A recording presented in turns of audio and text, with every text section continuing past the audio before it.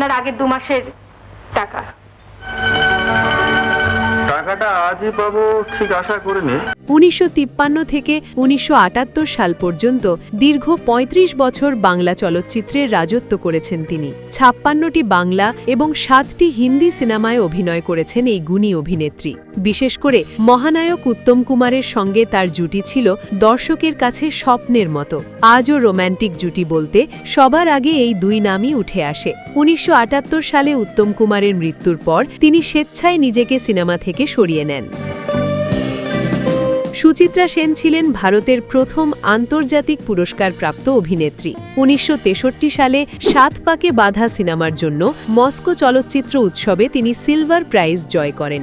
1955 সালে দেবদাস সিনেমার জন্য পেয়েছিলেন শ্রেষ্ঠ অভিনেত্রীর মর্যাদা। ভারত সরকার তাকে পদ্মশ্রী এবং পশ্চিমবঙ্গ সরকার বঙ্গবিভূষণ সম্মানে ভূষিত করে। তবে রহস্যময়ী এই অভিনেত্রী জনসমক্ষে আসতে চাননি বলে 2005 সালে বিনম্র চিত্তে প্রত্যাখ্যান করেছিলেন ভারতের সর্বোচ্চ চলচ্চিত্র পুরস্কার দাদা সাহেব ফালকে।